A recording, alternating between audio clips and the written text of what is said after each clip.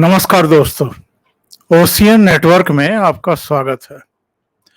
कांग्रेस समेत अधिकांश मोदी विरोधी दलों को एक ही शिकायत है और शिकायत ये है कि प्रधानमंत्री नरेंद्र मोदी हर समय चुनावी मोड में होते हैं। अब अमेरिका यात्रा के दौरान ही ले लीजिए, वहाँ जहाँ-जहाँ भी वो गए हैं, जिन-जिन भी कार्यक्रमों में गए हैं, हवाई अड्डे पर लैंड करने से लेकर के व्हाइट हाउस तक में हर जगह वहां प्रवासी भारतीय मौजूद थे। दोनों एक दूसरे का उत्साहवर्धन करने के लिए भी, एक दूसरे के प्रति सम्मान और विश्वास जाहिर करने के लिए भी, और जाहिर है अगर हम विपक्षी दलों के नेताओं की जबान में बोलें तो नरेंद्र मोदी वहां भी देश के भारत में जो उनके मतदाता हैं, उनके सपोर्टर हैं, उनको एक मैसेज भी भेज रहे थे। और कौन भारतीय गर्व नहीं करेगा अगर भारत के प्रधानमंत्री को पलक पावड़े बिछा करके सर आंखों पर रखा जाता हो अमेरिका जैसे देश में, और अमेरिका की पार्लियामेंट में जिस तरीके से उनको स्टैंडिंग स्टैंडिंग ओवेशन दिए गए, कम से कम 15 बार, और 70 बार से अधिक बार तालियां बजा करके उनके भाषण की सराहना की गई। इतना ही नहीं, जब वो भाषण समाप्त करके नीचे उतरे तो उनके साथ सेल्फी लेने, उनका ऑटोग्राफ लेने वालों, हाथ मिलाने वालों की एक होड़ लगी हुई थी। तो प्रधानमंत्री तो अमेरिका में भी एक तरीके से जो डोमेस्टिक पॉलिटिक्स है, यानी 2024 के लोकसभा चुनाव हैं या अभी 2023 में 4 राज्यों में, 5 राज्यों में चुनाव होने वाले हैं, एक तरीके से उसके लिए मतदाताओं में एक संदेश भेज रहे थे। और चुनाव की तैयारियां भी बहुत शानदार तरीके से कर रहे थे। वो मंगलवार को भोपाल में थे। 5 वंदे भारत ट्रेन्स को उन्होंने रवाना किया, जिनमें से 2 तो मध्य प्रदेश के लिए ही हैं, 3 देश के दूसरे राज्यों के लिए हैं। इसके अलावा अभी से उन्होंने और भारतीय जनता पार्टी के नेतृत्व ने 2024 लोकसभा चुनाव की तैयारियां शुरू कर दी हैं। और प्रधानमंत्री ने एक तरीके से भोपाल से ही चुनावी बिगुल फूंक दिया है। और इतना ही नहीं कि केवल उन्होंने चुनावी बिगुल फूंक दिया है, उन्होंने 2014 के लिए अपना एजेंडा भी सेट कर दिया है। वैसे तो जनवरी 2024 में भगवान राम के मंदिर को भी दर्शनार्थ खोल दिया जाएगा, यानी लोकार्पित कर दिया जाएगा। वो अपने आप में एक एजेंडा है। इस देश के नागरिक पता नहीं कब से, कितने दशकों से भगवान राम के मंदिर की मांग करते आ रहे थे, और वो भी राम जन्मभूमि यानी अयोध्या में ही। अब वो उनका सपना मूर्त रूप ले रहा है, तो ये एक बड़ा मुद्दा है। यानी भगवान राम के मंदिर के आधार पर वो अपना हिंदुत्व का एजेंडा सेट कर रहे हैं। नंबर 2, उन्होंने जिस तरीके से पटना में विपक्षी दलों के जमावड़े के पीछे की जो उनकी नीति है, उनका मकसद है, उनकी मंशा है, उस पर भी बहुत बड़ा और कड़ा प्रहार किया है, ये कहते हुए कि इनमें से अधिकांश चेहरे भ्रष्टाचार में, घोटालों में लिप्त रहे हैं, और ये एक दूसरे को बचाने के लिए ही अब साथ साथ आ रहे हैं। तो भ्रष्टाचार उनका दूसरा बड़ा मुद्दा होगा 2024 के लोकसभा चुनाव में ये उन्होंने भोपाल में बता दिया। उन्होंने साफ तौर पर कह दिया कि चोरों और लुटेरों के खिलाफ हमारी कार्रवाई जारी रहेगी, ये बंद नहीं होगी, आप कितना ही चीख चिल्ला लें। तीसरा मुद्दा जो उन्होंने 2024 के लिए सेट कर दिया है वो है यूनिफॉर्म सिविल कोड, और इस पर भी वो भोपाल में खुल करके बोले। उन्होंने उन दलों को भी एक तरीके से निवस्त्र किया, एक्सपोज किया, जो यूसीसी के नाम पर मुसलमानों को फिर से उकसाने और भड़काने की साजिशों में लिप्त हो चुके हैं। उन्होंने विस्तार से जानकारी दी है कि यूसीसी क्यों लाया जा रहा है, क्यों लागू किया जा रहा है। सुप्रीम कोर्ट कई बार इसके निर्देश दे चुकी है, आग्रह कर चुकी है कि एक देश एक कानून जो है वो लागू किया जाए। चौथा जो मुद्दा उन्होंने सेट किया है वो है वंशवाद का। उन्होंने भोपाल में जो भाषण दिया है उसको अगर आप ध्यान से सुने तो आपकी समझ में आ जाएगा कि वो आने वाले लोकसभा चुनाव में एक बार फिर वंशवाद को, परिवारवाद को बड़ा मुद्दा बनाने जा रहे हैं, अहम मुद्दा बनाने जा रहे हैं। जैसे उनका ये कहना कि अगर आपको लालू के बच्चों को आगे बढ़ाना है तो राष्ट्रीय जनता दल को वोट दीजिए। अगर आपको शरद पवार की बेटी को आगे बढ़ाना है, उसकी चिंता करनी है, तो एनसीपी को वोट दीजिए।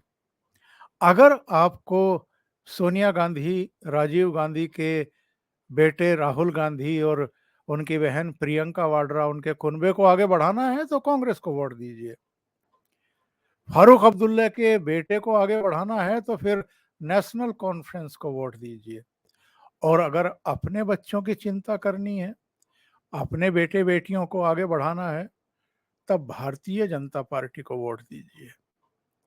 और ये दुखती रग पर हाथ रखने वाली बात है, क्योंकि आप पटना में भी जो 14-15 दलों के नेता इकट्ठा हुए थे उन पर एक नजर दौड़ाएं तो बस 2-3 चेहरों को छोड़ करके उनमें अधिकांश वंशवाद आधारित पॉलिटिकल पार्टियों के नेता ही वहां जमा हुए थे। वो चाहे एमके स्टालिन हो, ममता बनर्जी हो जो अपने भतीजे को आगे बढ़ा रही हैं, उद्धव ठाकरे हों जो अपने साथ आदित्य ठाकरे को लेकर के आए थे, शरद पवार हों जो अपनी बेटी सुप्रिया सुले को लेकर के आए थे, या खुद राहुल गांधी क्यों ना हो जो नेहरू के बाद इंदिरा गांधी, इंदिरा गांधी के बाद संजय गांधी, राजीव गांधी, सोनिया गांधी और अब राहुल गांधी और प्रियंका गांधी, एक पूरी उधर उमर अब्दुल्ला, शेख अब्दुल्ला, फिर फारूक अब्दुल्ला, अब उमर अब्दुल्ला। तो वंशवादी चेहरों पर उन्होंने एक तरीके से प्रहार किया है। तो एक तरफ तो प्रधानमंत्री नरेंद्र मोदी हैं जिन्होंने 2024 के चुनाव का भी और 2023 में भी जो चुनाव होने वाले हैं उनका एक तरीके से शंखनाद कर दिया है। दूसरी तरफ जो उनके विरोधी दल हैं वो हैं जो अभी बैठकें करने में ही लगे हुए हैं, अभी कॉमन मिनिमम प्रोग्राम तय ही करने में लगे हुए हैं। और जैसा प्रधानमंत्री ने भी कहा कि इनका जो कॉमन मिनिमम प्रोग्राम है वो तो ये है कि सब इकट्ठे हो जाओ, नहीं तो जो भ्रष्टाचार को लेकर के जांच पड़ताल चल रही है, इनके जो जेल जाने की नौबत आ रही है, इनके कुछ संगी साथी ऑलरेडी जेल भेजे भी जा चुके हैं, तो बहुत बुरा समय आने वाला है, इसलिए मोदी को हटाओ। और उसके लिए क्या फार्मूला है इनके पास, सीटों का बंटवारा कैसे होगा अलग अलग राज्यों में, ये ना तय कर पाए और ना ही कोई चेहरा तय कर पाए, क्योंकि चेहरा कोई ऐसा है भी नहीं इनके पास। राहुल गांधी को अगर कुछ दल नीतीश कुमार समेत आगे बढ़ाने की चेष्टा कर रहे हैं या लालू का कुनबा बढ़ाने की कोशिश कर रहा है, तो उस पर ममता बनर्जी से लेकर के शरद पवार तक और केजरीवाल से लेकर के कई दूसरे नेता सहमत नहीं हैं। वो अपनी नाराजगी पहले ही जाहिर कर चुके हैं कि जिस व्यक्ति के नेतृत्व में कांग्रेस पार्टी 2014 और 2019 में बहुत बुरी तरीके से हार गई, और 2019 में जो खुद अमेठी से अपना चुनाव ही हार गए, तो उन पर आप तीसरी बार दांव कैसे खेल सकते हैं? तो बहुत सारी चीजें हैं जो अभी तय होनी बाकी हैं। पर राहुल गांधी, मोदी तो भारत को, भारतीयों को, और जो अमेरिका में भारतीय हैं, प्रवासी भारतीय हैं, उनको गौरव के क्षण उपलब्ध कराने के लिए गए थे। और बहुत बड़ी उपलब्धि उन्होंने ये की कि जो हमारे लड़ाकू विमान हैं उनके लिए अत्याधुनिक इंजन और टेक्नोलॉजी जो है वो हासिल करने में बहुत बड़ी कामयाबी प्राप्त की है। राहुल गांधी किस लिए गए थे अमेरिका, जरा याद करिए। और वहां किस किस तरह की बातें उन्होंने की थी, अल्पसंख्यकों के बारे में, उन पर अत्याचार के बारे में, उनकी उपेक्षा, अनदेखी, भेदभाव, और अल्पसंख्यकों में भी उन्होंने सबके नाम ले दिए थे, सिखों के भी, पारसी के भी, जैन के भी, बौद्ध के भी, मुसलमान के भी। और उसी का नतीजा था कि बराक ओबामा जो पूर्व राष्ट्रपति हैं, उन्होंने अभी अ, एक तरीके से खुले में शौच करने का काम किया है, भारत के खिलाफ बयानबाजी करके कि साहब, खास तौर से जो अल्पसंख्यक मुसलमान हैं वो सुरक्षित नहीं हैं भारत में। और इस तरह की हिमाकत आज तक किसी ने नहीं की। तो ये दुष्प्रचार कौन करता है? बाहर के लोगों को ये मौके कौन उपलब्ध करा रहा है कि भारत के खिलाफ इस तरह के दुष्प्रचार करें? और यही राहुल गांधी आपको दिखाई दिए होंगे वहाँ एक और ड्रामा करते हुए। अक्सर ड्रामा करने की इनकी आदत है, और इनके साथ वीडियोग्राफर भी होते हैं, फोटोग्राफर भी होते हैं, जब ये इस तरह के ड्रामा, नाटक, नौटंकी करते हैं। वहाँ पर एक ट्रक ड्राइवर से इन्होंने इंटरव्यू किया, और वहाँ गोप्रो के कैमरे ऑलरेडी माइक के साथ लगे हुए थे ट्रक में। यानी पूरी तरीके से नियोजित कार्यक्रम था कि इसको शूट किया जाए, रिकॉर्ड किया जाए, और फिर जारी किया जाए कि देखो राहुल गांधी जो हैं वो अमेरिका में भी ट्रक में सवार होकर के वहाँ के ट्रक ड्राइवर से बात कर रहे थे। लेकिन वो अमेरिका का ट्रक ड्राइवर है ही नहीं, वो तो यूथ कांग्रेस का जो ओवरसीज इनकी ब्रांच है उसका कार्यकर्ता है। और वो भारत जोड़ो यात्रा के समय भी राहुल गांधी के साथ यहाँ भारत की सड़कों पर सेल्फी लेते हुए दिखाई दिया था। उसका भंडाफोड़ हो चुका है।